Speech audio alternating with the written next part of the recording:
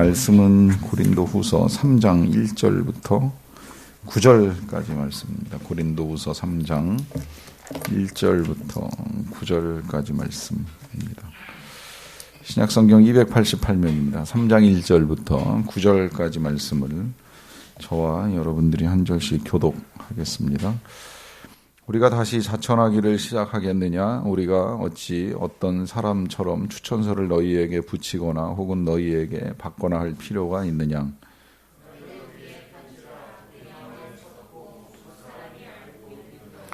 너희는 우리로 말미암아 나타난 그리스도의 편지니 이는 먹으로 쓴 것이 아니요 오직 살아계신 하나님의 영으로 쓴 것이며 또 돌판에 쓴 것이 아니요 오직 육의 마음판에 쓴 것이라.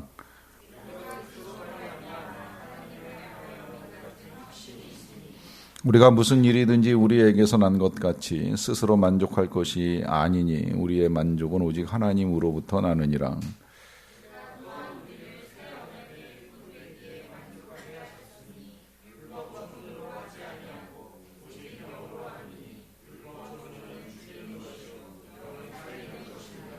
돌에 서서 세게 죽게 하는 율법 조문의 직분도 영광이 있어 이스라엘 자손들은 모세의 얼굴에 없어질 영광 때문에도 그 얼굴을 주목하지 못하였거든.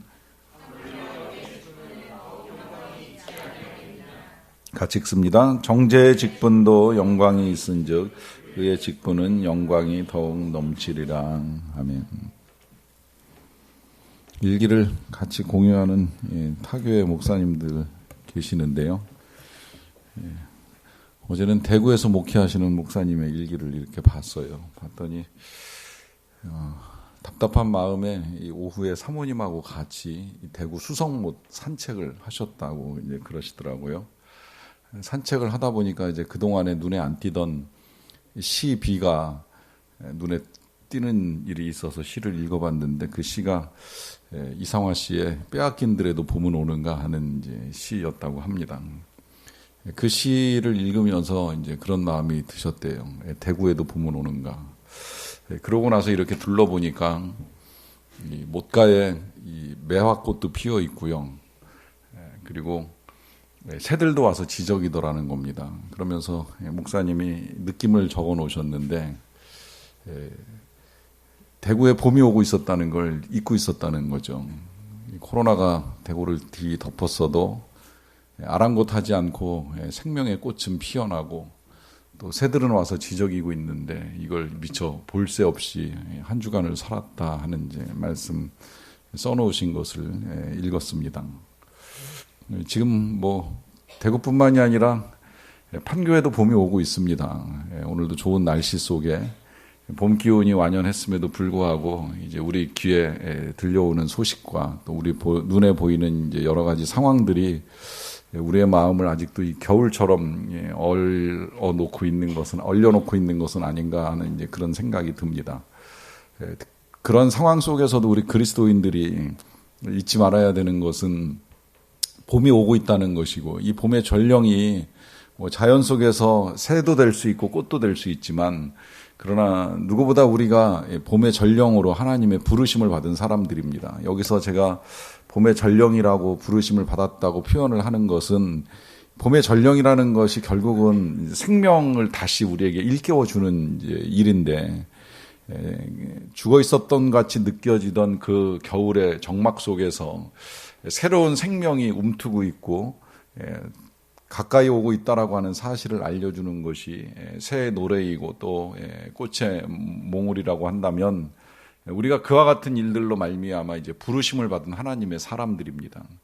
하나님의 사람은 생명의 전달자입니다. 이 생명의 전달자라고 하는 것을 오늘 이제 표현을 바꾸어서 말씀의 제목으로는 새 언약의 일꾼이다 이렇게 표현을 했는데 이 새 언약의 일꾼을 다른 말로 표현하면 생명의 전달자다 이렇게 표현을 해도 틀리지는 않을 것 같아요. 그것은 새 언약이 결국은 생명이고 일꾼은 전달자이기 때문에 우리가 다 이제 그렇게 부르심을 받은 존재라 하는 것이죠. 그런데 문제는 이 새 언약의 일꾼으로 누가 불렀느냐, 누가 세웠느냐, 누가 자격을 줬느냐 이제 이 문제가 조금 복잡해졌어요. 왜냐하면 이 새 언약의 일꾼으로 부름받은 사도 바울은 고린도 교회를 위해서나 여러 지역의 교회들을 위해서 굉장히 애쓰는 일들이 있었는데 이 고린도 교회하고 이제 문제가 생기다 보니까 그 문제 속에서 누군가 나타나 가지고 사도 바울이 도대체 무슨 자격을 가지고 이 일을 하느냐라고 하는 것이죠. 도대체 그가 어떤 자격을 가지고 사도로서 지금까지 우리에게 편지를 보내면서 이래라 저래라 이제 많은 이야기를 하는 것이냐 하는 질문을 하는 일이 있게 된 것입니다. 이 일에 대해서 오늘 본문에서는 이렇게 시작이 되는데요. 1절을 보시면 우리가 다시 자천하기를 시작하겠느냐? 또 우리가 어찌 어떤 사람처럼 추천서를 너희에게 붙이거나 혹은 너희에게 받거나 할 필요가 있겠느냐 하는 말씀으로 시작이 돼요. 여기서 보시면 사도 바울이 자천한다라고 하는 말은 자기 자신을 위하여 다시 무슨 추천서를 써야 되는 일이 있겠느냐라고 질문하는 것이 될 수도 있겠고요. 아니라면 다른 사람들처럼 누군가의 추천서를 받아들고 이제 그것을 가지고 가서 전해줘야 되느냐라고 하는 이제 말씀을 하고 계시는 겁니다. 이 말씀을 하는 데에는 분명한 이유가 있죠. 그것은 지금 사도 바울의 자격을 문제 삼는 사람들이 많이 있기 때문입니다. 그리고 그 문제, 자격의 문제를 풀어가는 데 있어서 가장 중요하고 필요한 역할을 하는 것이 추천서이기 때문입니다. 저는 목회를 하다 보니까 이 추천서를 부탁받는 일도 많고 또 써주는 일도 있고 이제 때로는 보내는 일도 있습니다.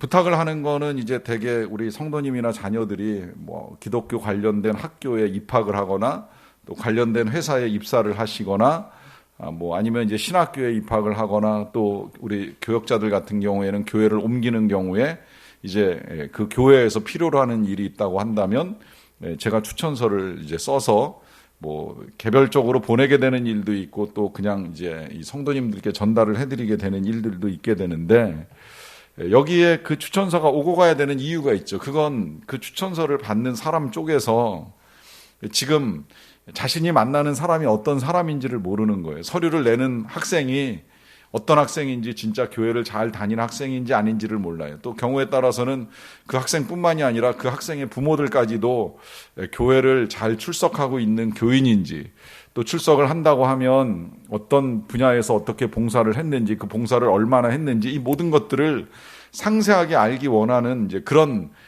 학교나 기관들이 있다는 거예요. 이제 그러면 제가 같이 그동안에 뭐 10년 내지는 그 이상의 이제 신앙생활을 함께한 경험들을 가지고 추천서를 씁니다.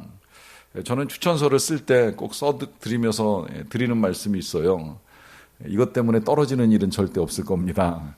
웬만하면 다 잘 써드립니다. 저하고 함께 신앙생활하면서 제가 지켜본 결과에 따르면 굳이 기왕이면 이제 남을 추천하는 데 있어서 제가 나쁘게 말할 이유는 없어요. 그렇다고 해서 또 다 A+로만 이렇게 쫙 쓰면 오히려 이게 더 이제 가짜 같으니까 뭐 한두 개 정도는 A나 B+ 정도 이렇게 건너가는 일은 있을지 몰라도 웬만하면 다 잘하는 쪽으로 써주기는 합니다만은 그러나 그렇다고 해서 모든 사람들에게 다 좋은 추천서를 써주지는 못할 때가 간혹 있어요. 그거는 제가 전혀 모르는 사람에 대해서는 써줄 수가 없는 거죠.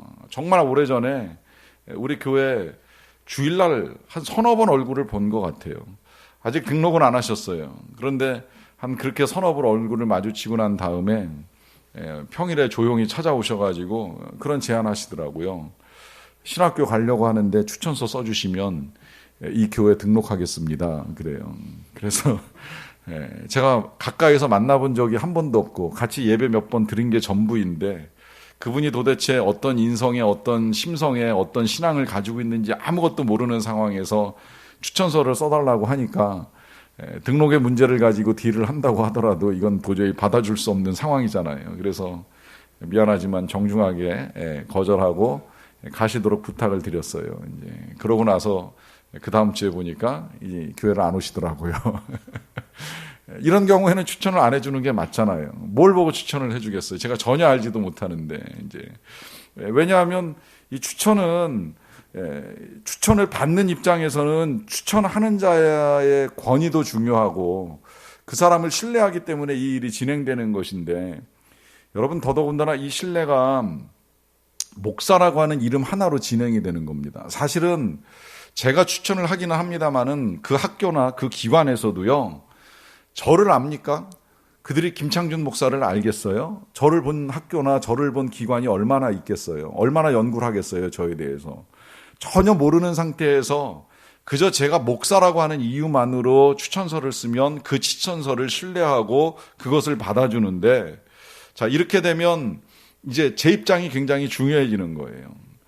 목사라는 직책 하나로 누군가 어떤 사람이라고 하는 것을 밝혀서 전달해주는 역할을 해야 되기 때문에 이 이름 자체에 이제 신뢰가 있는 거예요. 정확하게는 직분의 신뢰가 있는 거죠. 목사라는 직에.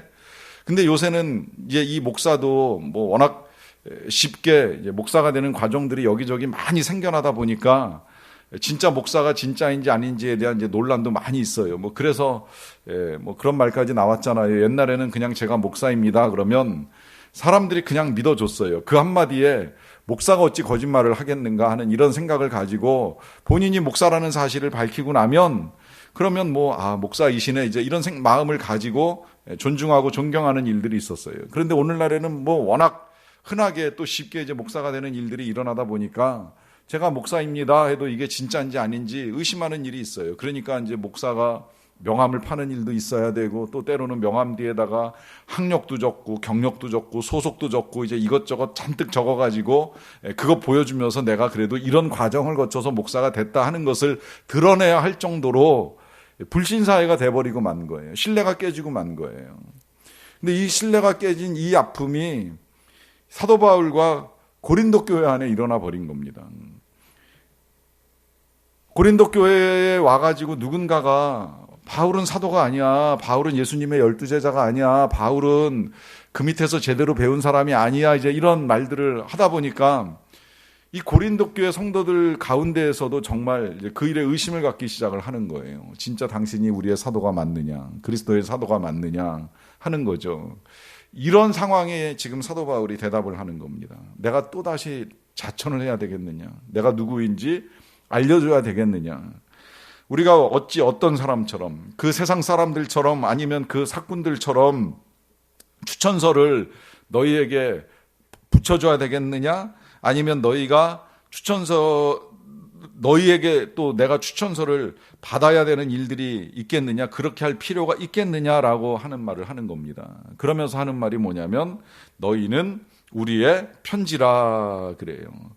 이 말은 사도 바울이 사도된 증거는 다른 데 있는 것이 아니라 고린도 교회 성도들에게 있다는 거예요. 왜? 고린도 교회 성도들이 누구 때문에 그 교회 성도가 되었습니까? 바울 때문에 된 거 아닙니까? 바울이 그 지역에서 한 사람 한 사람 만나서 전도하고 모으고 모아서 같이 예배드리고 하는 이 일들이 진행이 되면서 함께 교회가 됐잖아요. 그러는 그 고린도 교회 교인들의 존재 자체가 하나님이 증거하는 추천서이지 뭐가 더 필요하겠냐는 거예요. 이제 그러니까 강하게 말씀하시는 거예요. 너희가 그리스도의 편지라. 그러면서 우리 마음에 썼고 무사람이 앓고 있는 바라라고 하는 말씀을 합니다. 이것은 너희를 통해서 많은 사람들이 이 바울의 사역을 이해하게 된다라고 하는 것이지요. 고린도 교회의 존재를 통하여서 이제 세상의 많은 사람들이 사도 바울이 사도라고 하는 사실을 인정하게 된다는 거예요.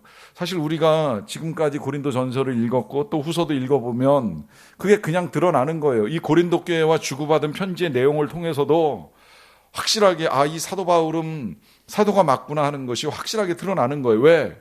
그분이 이 교회를 세웠고 이 교회를 사랑하고 이 교회에 에너지를 쏟고 이 교회에 열정을 다하는 이 모습만 봐도 그가 하나님이 세우신 사도라고 하는 것이 너무나도 분명한 거죠. 그러니까 달리 무슨 종이장으로 쓰여있는 추천서가 뭐 그렇게까지 중요하겠느냐라고 하면서 너희가 우리의 편지라, 나의 편지라, 나의 추천서라 이제 이렇게 자신 있게 말씀을 하는 겁니다.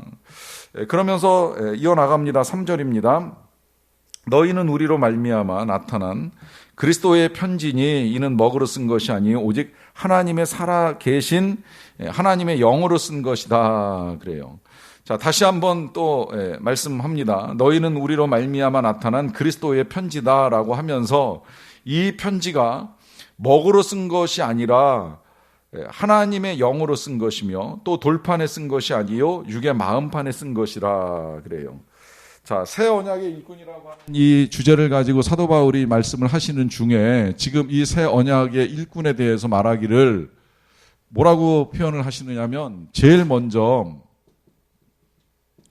이 그리스도의 편지다라고 하는 표현을 사용을 하죠. 그리스도의 편지. 이 편지라고 하는 거는 뭐 추천서라고도 할 수 있겠고요. 또 한편으로는 증거가 된다라고 하는 거. 이 추천이라고 하는 것이 결국은 보증하는 서신이 될 수 있겠는데 그 보증하는 증거로서의 추천서로 이제 그리스도의 편지가 된 하나님의 백성들 모두가 다 새 언약의 일꾼이다라고 말할 수 있겠는데요. 그 새 언약의 일꾼이 일꾼되는 것은 하나님의 영으로 되었다라고 하는 말씀을 합니다. 하나님의 영으로. 이때 이 하나님의 영으로 되었다라고 하는 것을 뭐하고 지금 대비시켜서 보게 해 주시느냐면 먹으로 쓴 것도 아니고 또 돌판에 새긴 것도 아니라 그래요. 특별히 이 먹과 돌판을 빗대어서 말씀하시는 데는 이유가 있어요. 그것은 먹이라고 하는 건 지워질 수 있다는 거예요. 또 돌판에 새겨진 것도 흐려질 수 있다는 거예요. 이 부분이 조금 놀랍습니다. 사실 먹으로 새긴 것은 시간이 지나면 지워지는 건 뭐 우리가 다 익히 알고 있습니다. 옛날에는 연필로 써놓은 오래된 제 일기장이나 노트를 보면 세월이 흐르고 나서 이게 다 흐릿하게 지워지는 거를 이제 보는 일이 있는데 뭐 시간이 지나면 볼펜으로 쓴 것도 마찬가지고요. 놀라운 거는 돌판도요. 새겨서 이 그냥 자연 속에 노출을 해놓으면 풍화작용에 의해서 어쨌든 희미해지는 일들이 일어나게 된다는 거예요. 책에서 읽은 바로는 이 중국 찌안이라고 하는 곳에 이 비원이라고 하는 데가 있는데 그 비원은 비석을 모아놓는 장소라고 이야기를 합니다. 근데 그 비원 안에도요, 비석을 그냥 이렇게 한 군데 이렇게 모아놓는 곳이 있는가 하면 또 그 모아놓은 비석 가운데 유리 케이스로 아주 잘 싸놓은 비석들이 있대요. 그것은 굉장히 비싸고 값 나가는 비석인데 이것 또한 풍화작용에 의해서 이제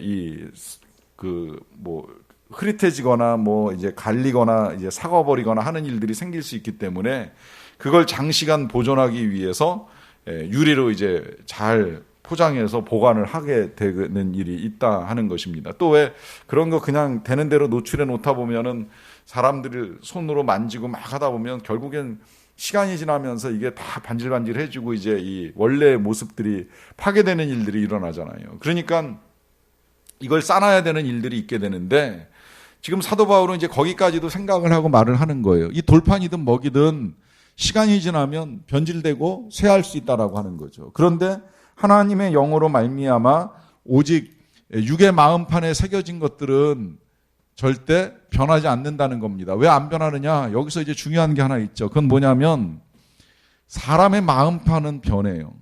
마음은 늘 흔들려요. 제가 요새 아주 이 흔들림에 굉장히 괴롭습니다. 자꾸 시시때때로 상황들이 변하다 보니까 여러 가지 결정할 것들이 많으면서 제 마음이 아침과 저녁이 다를 정도로 지금 혼란스러워지고 있는데 저는 변할 수 있지만 하나님의 영은 변함이 없잖아요. 이 하나님의 영은 아주 오래전에 천지를 창조할 때부터 지금까지 늘 우리를 사랑하시는 변함없는 하나님의 영으로서 우리 안에 거하심이 우리의 마음과는 전혀 상관없이 한결같이 우리 안에 함께하고 계신다는 거예요. 이게 변함이 없기 때문에 먹으로 쓴 것이나 돌판에 쓴 것이 아니라 하나님의 영에 의해서 우리가 새 언약의 일꾼으로 부름받았다라고 하는 것이 분명한 사실이라고 하는 것을 말씀합니다. 그걸 4절에 이렇게까지 고백을 해요. 우리가 그리스도로 말미암아 하나님을 향하여 이 같은 확신이 있으니, 이 확신을 가지고 이야기하는 거예요.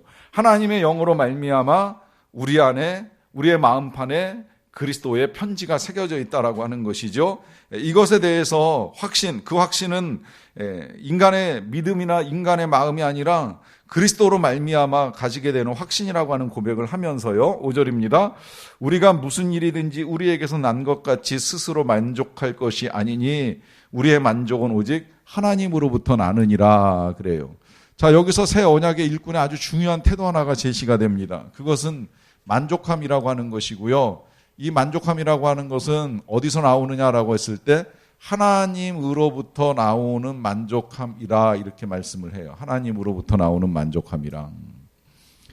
자, 이 새 언약의 일꾼됨을 받아들임에 있어서 이 만족함이라고 하는 것 굉장히 중요합니다. 왜냐하면 이 일꾼을 세우신 분이 우리가 스스로 만족해서 혹은 자천해서 된 것이 아니라는 거예요. 내가 원해서, 내가 나를 천거해서, 아니면 또 고린도 교인들이 나를 추천해줘서, 아니면 내가 고린도 교인들을 추천해서 된 일이 다 아니라는 거예요.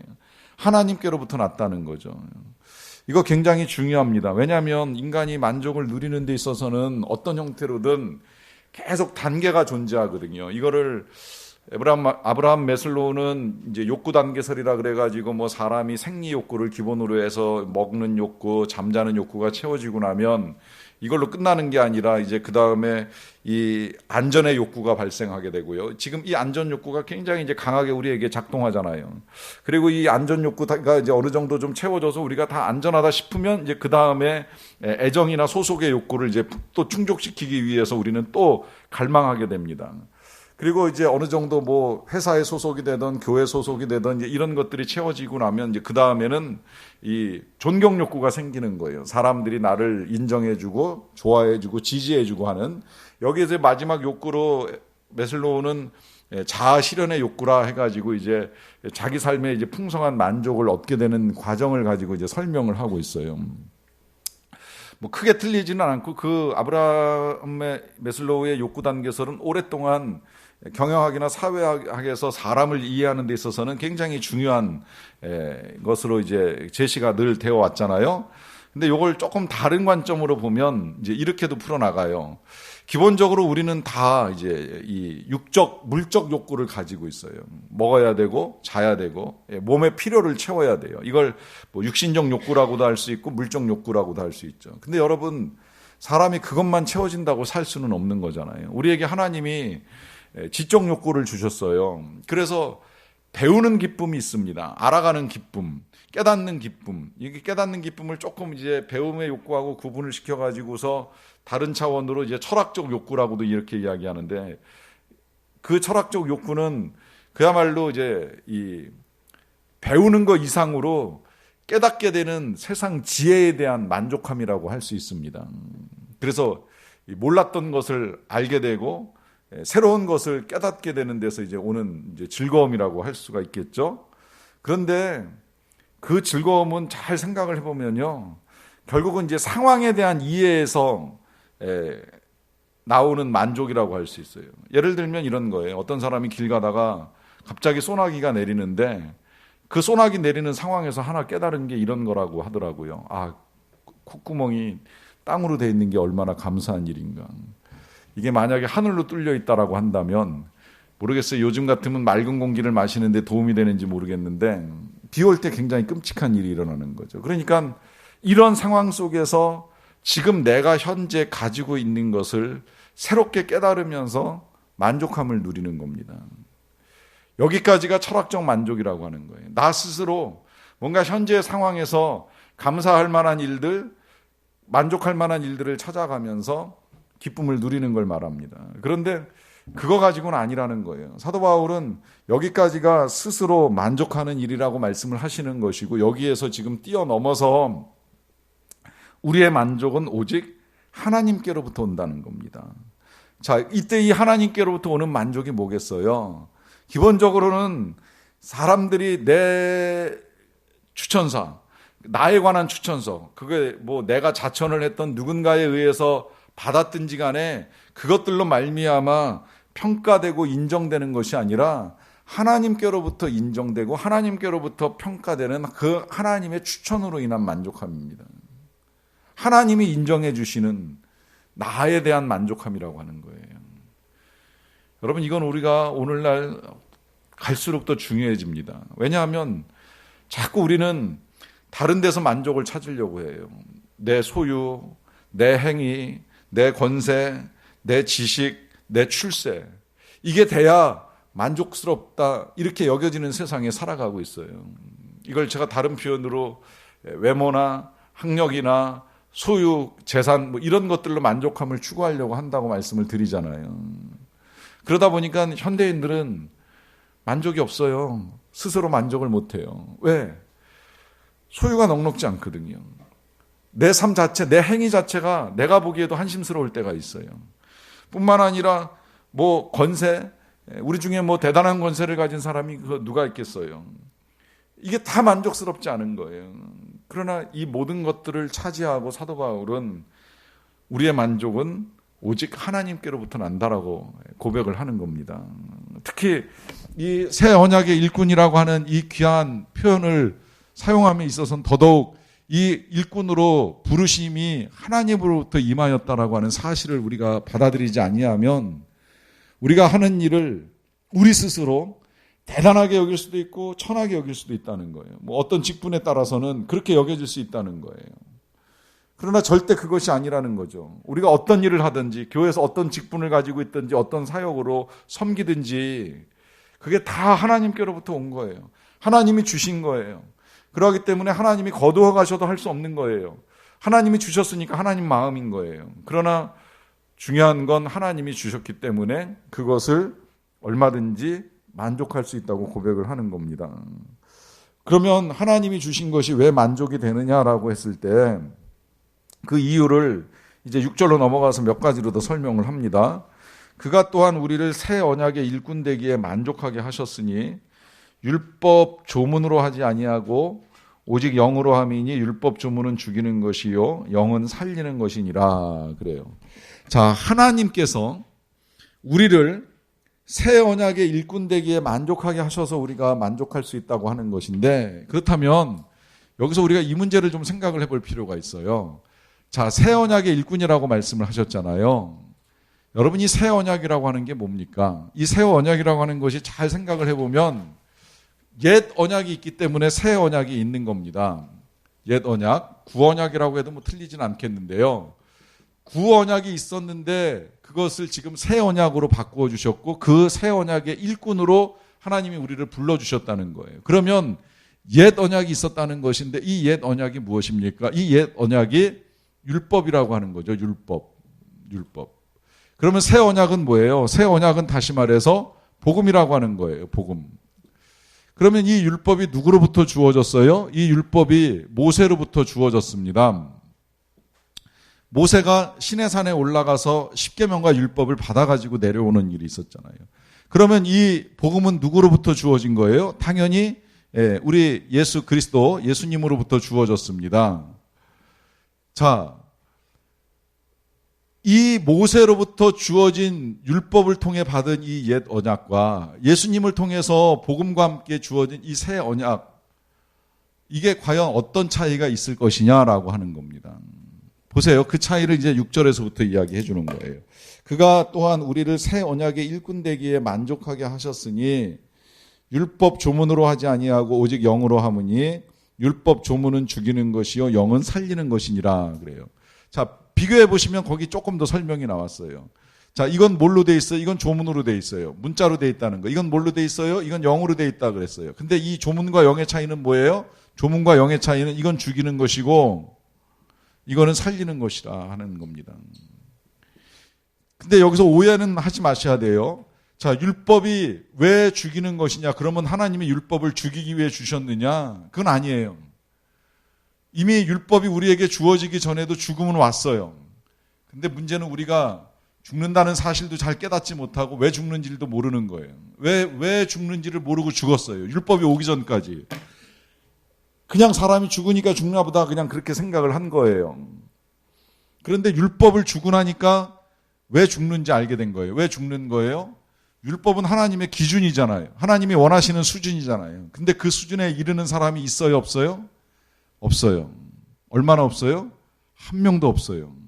하나님이 원하시는 수준에 이르는 사람이 없는 거예요. 그때 깨닫는 거예요. 율법을 통해서 알게 되는 거예요. 아, 우리가 죽는 이유가 있구나. 그건 하나님의 기준에 미치지 못하는구나. 그래서 우리가 죄인이고 그 죄의 삭은 사망이구나. 이걸 깨닫는 거죠. 그래서 율법이 죽이는 역할을 담당을 합니다. 율법이 사람을 죽이는 건 아니지만 율법 때문에 우리가 죽게 되는 존재라는 걸 깨닫게 되는 거예요. 하지만 복음은 달라요. 복음은 어떻게 달라요? 복음은 예수님을 통해서 우리 안에 들어온 생명이에요. 생명을 전하는 일이에요. 이걸 제가 새 언약이라고 말하고 시작할 때 봄 기운을 전하는 일이라고 말씀을 드렸어요. 봄 소식을 전하는 일이라고 말씀을 드렸어요. 왜? 이건 영으로 우리에게 임한 것이고 그 영으로 임한 예수 그리스도를 믿는 일이 우리를 살리는 일이 되기 때문입니다. 그래서 우리를 새 언약의 일꾼 되기에 만족하도록 우리를 부르셨고, 여기서 만족하기에 부르셨다는 요 표현은요, 디모데 후서 1장에 나와 있는 표현을 가지고 다시 풀어드리면 좀 이해하기 쉬울 거예요. 거기서는 사도 바울이 이런 표현을 써요. 하나님이 나를 충성되이 여겨 일꾼을 삼으셨다는 거예요. 내가 충성스러워서 일꾼이 되었다가 아니에요. 하나님께서 나를 충성스럽게 여겨주셔서 내가 일꾼이 되었다. 그러니까 하나님께서 우리를 만족스럽게 여기셨다는 거예요. 우리가 그런 존재가 아닐지라도 하나님이 우리를 만족하시면서 우리를 일꾼 삼아 주셨기에 이것은 율법조문으로 된 일이 아니라 영으로 된 일이고, 율법조문은 죽이는 것이지만 영은 살리는 일이니 우리로 살리는 일에 하나님이 부르셨다 하는 것입니다. 그 설명을 7절에서도 또 이어나갑니다. 보시면 7절에 돌에 써서 새긴 죽게 하는 율법 조문의 직분도 영광이 있어서 이스라엘 자손들은 모세의 얼굴이 없어질 영광 때문에 그 얼굴을 주목하지도 못하였다 그래요. 자, 이 두 언약의 공통점은 영광이 있습니다. 영광. 근데 이 영광이 모세의 경우에는 시내산에서 이 율법을 받아가지고 나올 때 출애굽기 34장에 보시게 되면 이 모세가 하나님과 함께 있다가 내려오니까 얼굴에서 광채가 나요. 그 광채가 이제 너무 강하다 보니까 백성들이 그 얼굴을 쳐다볼 수가 없게 됐어요. 그래서 모세가 수건으로 얼굴을 가리고 있다가 나중에 하나님께 나아갈 때는 수건을 벗고 다시 백성들 앞에 설 때는 얼굴을 가리는 일이 있게 되었습니다. 자, 그 말을 지금 하고 있는 거예요. 이 율법 조문의 직분인 모세의 직분에도 영광이 있어서 이스라엘 자손들은 모세의 얼굴에 없어질 영광 때문에도 그 얼굴을 주목하지 못하였다. 여기 보시면 모세에게도 영광은 있었다는 거예요. 그는 옛 언약의 일꾼으로 부름받았지만 영광은 있었다는 거죠. 근데 그 영광이 어떤 영광이라고 이야기해요? 없어질 영광이라 그래요. 없어질. 왜 없어져요? 그 얼굴에 나타난 광채가 항상 모세를 따라다닌 건 아니에요. 그건 시내산에 머물 때의 일이고요. 그 다음에 시내산을 떠나가지고 다시 40년 동안 광야 여정이 시작이 됩니다. 이 광야 40년 여정을 가는 동안에 모세의 얼굴에서 계속 광채가 났을까요? 계속 수건을 싸고 있었을까요? 아니라는 거죠. 어느 순간 사라져요. 우리가 때로 보면 기도를 많이 하면 정말 얼굴이 빛나는 것 같은 사람들이 있을 수가 있는데 그 빛나는 얼굴을 가진 사람들의 빛도 지속적인 걸 보는 일은 쉬운 일이 아니었어요. 왜? 사람은 영광스러울 때가 있지만 영광스럽지 못할 때도 있거든요. 사라지는 때가 있는 거예요. 그렇게 보면 이 모세가 가지고 있었던 영광은 어떤 영광이냐? 잠시 있던 영광이고 없어질 영광이라고 하는 것이죠. 그러나 이 복음의 영광은 절대 그렇지 않습니다. 지금 그 복음의 영광을 뭐라고 이야기하느냐면 8절에 이렇게 말씀하시는 거예요. 하물며 영의 직분은 더욱 영광이 있지 않겠느냐. 왜? 하나님이 주신 영광이니까. 또 생명의 역사가 나타나니까, 살리는 일이 이루어지니까 나타나는 거죠. 보세요. 율법을 통하여 나타나는 이 정죄의 직분도 영광이 있은즉 의의 직분은 영광이 더욱 넘치리라 그래요. 여기서 이제 영광이 넘친다라고 하는 표현을 쓰는데요. 저는 이 넘친다라고 하는 개념이 그냥 이 모세의 영광보다 더 풍성하다라고 하는 개념보다는 오히려 이게 없어진다라고 말씀을 하셨으니까 넘치는 이유는 영원하기 때문이라고 하는 거죠. 영원하기 때문에. 그리고 이 영원함이 아까 여기서 말씀드릴 때에 이 먹과 돌판하고 비교되는 건 하나님의 영으로 임한, 우리에게도 영으로 임한 영광이기 때문에 절대 쇠하지 아니하는 영광이라고 하는 것이고요. 그것이 더욱 영광이 되는 또 하나의 이유는 주님이 우리에게 허락하신 생명으로 말미암는 영광이기 때문이라고 하는 것입니다. 그걸 이제 마지막 9절에서는 의의 직분이라고 표현을 한 거예요. 의의 직분. 모세 같은 경우에는 율법을 통해서 정죄하는 직분에 불과했지만 우리는 사람들에게 생명을 주는 의의 직분으로 불러주셨다는 거죠. 그래서 우리가 새 언약의 일꾼이 되는 것이고, 이 새 언약의 일꾼은 우리 예수님으로 말미암아 새롭게 세워진 약속, 누구든지 그를 믿는 자에게는 영생을 얻게 하리라고 하는 이 새로운 약속, 이 약속을 붙들고 우리는 성령과 함께 나아가는 하나님의 일꾼이라 하는 것입니다. 주님이 우리를 그렇게 불러주신 거예요. 그러하니 이제 우리에게 있어서 필요한 건 한 가지입니다. 우리에게 그와 같은 직분을 허락하신 주님께 영광을 돌리는 일을 하는 거예요. 주님의 영광을 위해서 사는 거예요. 영광 가운데 우리를 불러주셨으니까 그 영광이 나타나도록 살아가면 되는 거예요. 그 영광이 나타나도록 살아가는 가운데에 하나님의 영광을 받으시는 것이고, 그러는 가운데에 우리에게도 영광을 나눠주시는 것을 우리가 경험할 수 있게 됩니다. 이 영광 가운데 살아가는 저와 여러분들의 삶이 되기를 간절히 축원합니다.